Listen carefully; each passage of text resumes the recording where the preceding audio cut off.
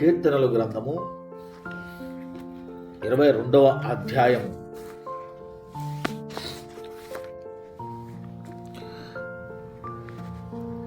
23వ అధ్యాయము 23వ వచనాన్ని చదువుకుందాం. యెహోవా యందు భయభక్తులు గలవారులారా, ఆయనను స్తుతించుడి. యాకోబు వంశస్థులారా, మీరందరూ ఆయనను గనపరచుడి. ఇజ్రాయేలు వంశస్థులారా, మీరందరూ ఆయనకు భయపడుడి.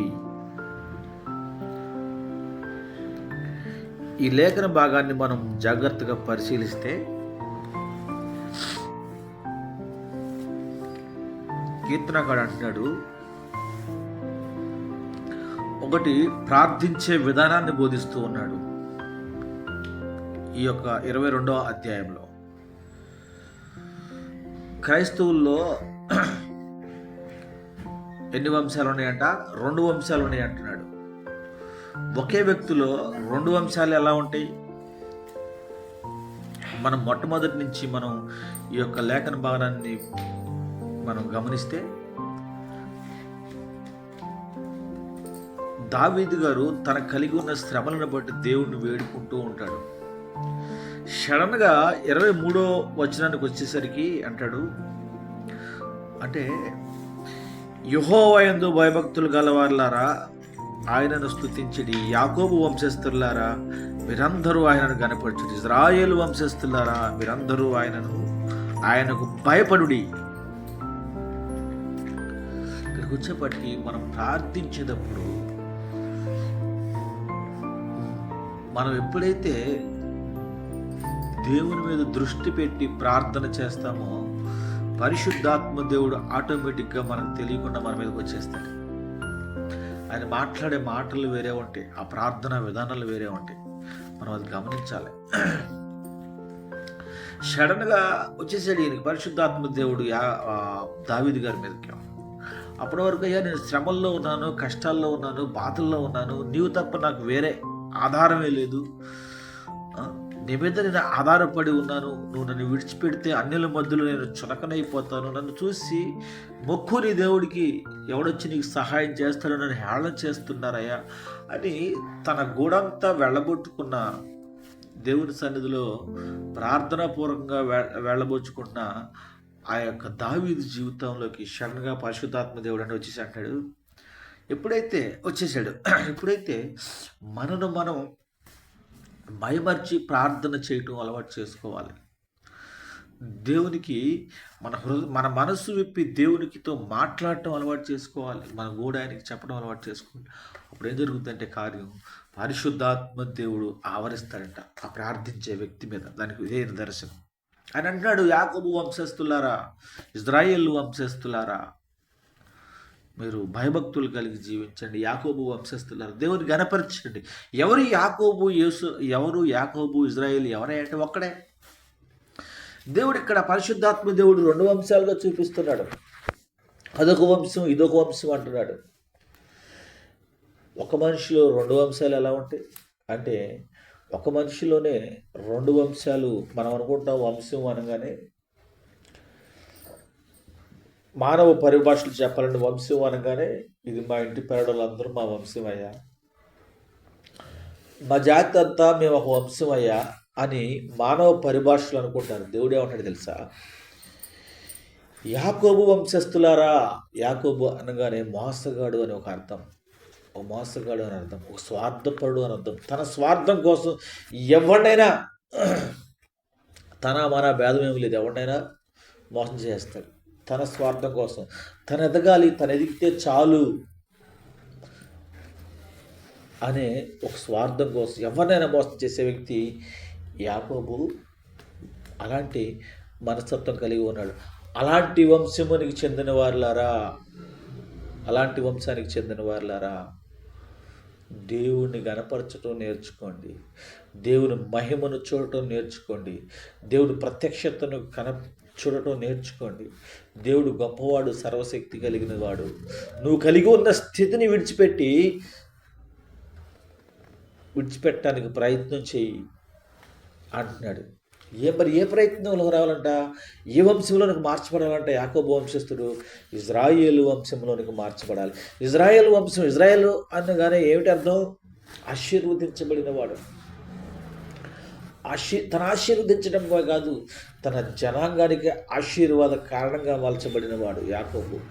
అదే యాకోబు మోసం చేసేవాడిగా ఉన్నాడు. అదే యాకోబు ఆశీర్వదించబడిన వాడిగా ఉన్నాడు. వీరిద్దరి మధ్యలో ఒక బోర్డర్ ఉంది. వీరిద్దరి మధ్యలో అదే రక్షణ అనుభవం. హెబ్రోను రేవు దగ్గర యాకోబు ప్రసవ వేదన పడకపోతే తన జీవితంలో తన వంశము యాకోబు వంశంలాగానే ఉండేది.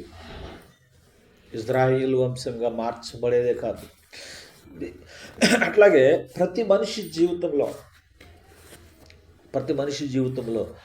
ఎబ్బోకు రేవు దగ్గర యాకోబు పడిన ప్రసవ వేదన అనుభవం కావాలి. అంటే పశ్చాత్తాపం అనుభవం కావాలి. మారు మనస్సు అనుభవం కావాలి. దానిని రక్షణ అంటారు.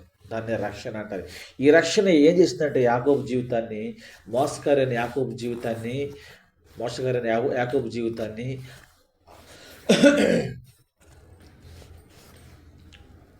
ఆశీర్వాదం వైపు మార్చుతుంది.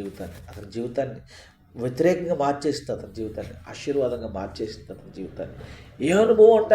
రక్షణ మారు మనస్సు అనుభవం.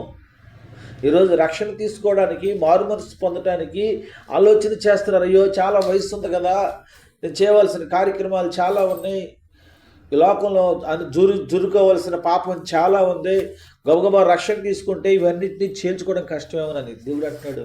దేవుడు ఏమంటాడంటే, వాక్యము తెలియకపోతే నీకు రక్షణ లేట్ అవ్వచ్చు. వాక్యం తెలియకపోతే, ఎందుకంటే వాక్యం చెప్పేవాడు లేరయ్యా, నాకు వాక్యం నా దగ్గరికి రాలేదు, నాకు బోధించేవాడు లేరంటే అది వేరే. కానీ వాక్యము దగ్గరికి వచ్చి పదే మనసును తాకుతున్నప్పుడు రక్షణను నిర్లక్ష్యము చేస్తే బహు ప్రమాదకరం. యాకోబులాగానే ఉండిపోతాడు జీవితం. ఉండిపోద్ది. ఇజ్రాయేలీలుగా మార్చబడాలి అంటే రక్షణ అనుభవంలోనికి రావాలి. ఇజ్రాయేలీలుగా ఆశీర్వాదకరంగా మార్చాలి. తను ఆశీర్వదించబడితే కాదు, తన జనాంగాన్ని ఆశీర్వాదకరంలోకి నడిపించాలి అంటే రక్షణ చాలా ప్రాముఖ్యమైనది. మారు మనస్సు ప్రాముఖ్యమైనది. పశ్చాత్తాపం ప్రాముఖ్యమైనది. అప్పుడు మాత్రమే దేవుడు తన యొక్క పరిశుద్ధ రక్తము చేత కడిగి పరిశుద్ధునిగా మార్చి పాత రోత జీవితానికి స్పష్ట చెప్పి నూతన స్వభావంతో నూతనమైన దీవెనలు కొమ్మరిస్తూ నూతనమైన జీవితాన్ని దేవుడు ప్రసాదించడానికి ఆయన సర్వశక్తి కలిగిన సమర్థుడైన దేవుడిని మనం కలిగి ఉన్నాం. మొట్టమొదటిగా. రెండు, రక్షణ ఎవరి దగ్గర తీసుకోవాలి, ఎలా తీసుకోవాలి? చాలామంది అనుకుంటూ ఉంటారు, రక్షణ ఒక పెద్ద సంఘం అయితే బాగుంటుంది కదా, 1000 మందికి సంఘం అయితే బాగుంటుంది, 1,00,000 మంది సంఘం అయితే ఇంకా బాగుంటుంది, 1000 మంది సంఘం అయితే పర్వాలా బాగుంటుంది అనుకుని భేదాలు చూస్తూ ఉంటారు. అది చిన్న సంఘమా పెద్ద సంఘమా, చిన్న పాస్టర్ గారా పెద్ద పాస్టర్ గారా అని రక్షణ తీసుకోవడానికి ఆలోచించాల్సిన అవసరమే లేదు. నువ్వు రక్షణ నీకు రక్షణ ఇచ్చే వ్యక్తిని నువ్వు మనుషులు చూస్తున్నావు, కానీ నువ్వు పొందుకోవాల్సింది ప్రభు అయిన యేసుక్రీస్తు దగ్గర నుంచి. నీ పాపాలు కడగవలసింది ప్రభు అయిన యేసుక్రీస్తు దగ్గర నుంచి. నువ్వు పశ్చాత్తాపం పడాల్సింది ప్రభు అయిన యేసుక్రీస్తు దగ్గర, ప్రభు అయిన యేసుక్రీస్తు పాదాల చెంత. కాబట్టి మనుష్యుని చూడొద్దు. ఇక్కడ మనుష్యుని చూడొద్దు. మనుష్యుడిచ్చే రక్షణను చూడొద్దు. దేవుని చూడాలి. నువ్వు పొందుకునే దాని మీదే నీ రక్షణ అనుభవం ఆధారపడి ఉంటుంది కానీ ఇచ్చేవారి చేతులు ఏ ఉండదు. నీ విశ్వాసం మీదే నీ రక్షణ ఆధారపడి ఉంటుంది కానీ ఇచ్చేవారి చేతులు ఏది ఉండదు. నాకు తెలిసి చాలామంది చెబుతూ ఉంటారు, నేను ఎంతమంది బాప్తీసాలు ఇచ్చానని. కానీ దేవుని పేరట పొందుకున్న రక్షణ ఏంటంటే ఓ మనిషి పాపాలను కడిగి పరిశుద్ధునిగా మార్చబడతాయి. యాకోబు లాంటి జీవితాన్ని ఇజ్రాయేలీలుగా మార్చబడతాయి తన విశ్వాస జీవితాన్ని బట్టి. ఎందుకు నేను మాట చెప్తున్నా అంటే 2 మాటలు గుర్తు చేసి నేను నిజానికి యోహాను గారు కొన్ని వేల మందికి బాప్తీసం ఇచ్చాడు. ఆయన కొన్ని వేల మందికి బాప్తీసం ఇచ్చాడు యోర్దాను నదిలో. కానీ ప్రభు అయిన యేసు క్రీస్తుకి బాప్తీసం ఇచ్చినప్పుడు ఆకాశము తెరవబట్టి పరిశుద్ధాత్మ ఒక తెల్లటి పావురము ఆయన మీద వాలుటయు ఆకాశం నుంచి ఒక స్వరం వినబడింది, ఈయన నా ప్రియ కుమారుడు, ఈయన యందు నేను ఆనందించుచున్నాను. యోహాను గారు వేల మందికి బాప్తీసం ఇచ్చినప్పుడు అందరికీ రావాలిగా ఈ మాట, అందరికీ రావాలిగా, ఈయనకొక్కడికి ఎందుకు వచ్చింది ఈ యొక్క స్వరము? ఆకాశం తెరవబట్టి పరిశుద్ధాత్మ పావురము ఆయన మీద వాడు ఇంకొక్కడికి ఎందుకు వచ్చిందంటే ఈయన పొందుకున్న విధానము అలాంటిది, ఈయన పొందుకున్న విధానం అలాంటిది. బాప్తిస్మం అనేది పొందుకున్న విధి విధానాల మీద ఆధారపడి ఉంటుంది. దేవునికి మనకి మధ్య కనెక్టింగ్ అది. అలా యేసుక్రీస్తు ప్రభు వారు కూడా 12 మంది శిష్యులకు బాప్తిసాలు ఇచ్చాడు. ఆయన 12 మంది శిష్యులు బాప్తిసాలు ఇచ్చాడు. కానీ ఆ 12 మందిలోంచి ఇస్కరియోతు యోధా పుట్టాడు. అదేమిటి?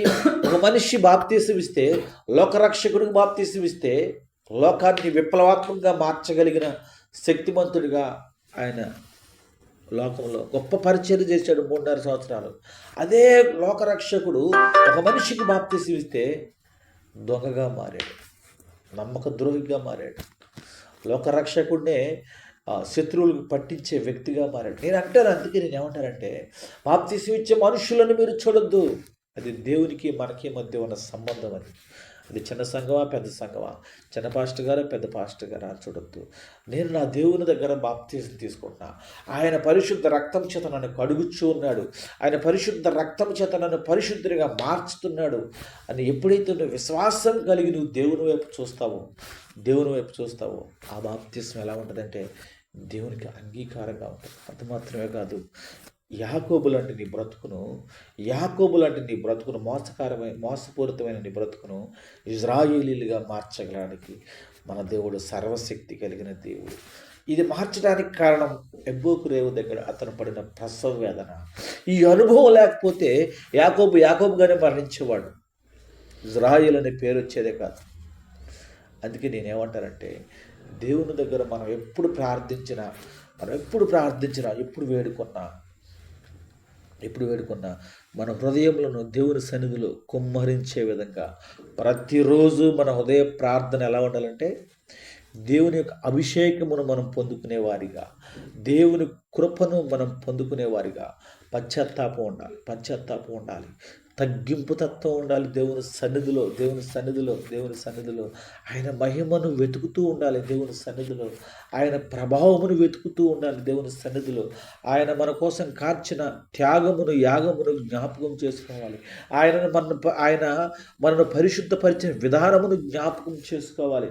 ఆయన మనను విశ్వాసములో పురుగొల్పుతున్న విధానమును మనం జ్ఞాపకం చేసుకొని ముందు కొనసాగుతున్నట్లే ఏ వ్యక్తి అయినా సరే, ఎలాంటి మోసపూరితమైన యాకోబు లాంటి జీవితం అయినా సరే, ఆ వ్యక్తిని ఇజ్రాయేలీలుగా మార్చగలిగిన సర్వశక్తి కలిగిన దేవుడు మనం కలిగి ఉన్నాం. కాబట్టి అలాంటి దేవుడికి మనం ఎప్పుడు ఎల్లవేళలా ఎలా ఉండాలంటే కృతజ్ఞత కలిగి కృతజ్ఞతాస్తుతులు చెల్లిస్తూ ఉండాలి. అట్టి కృప దేవుడు మనందరికీ అనుగ్రహించునుగాక.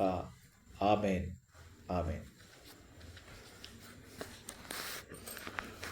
ప్రార్థన చేసుకున్నాం.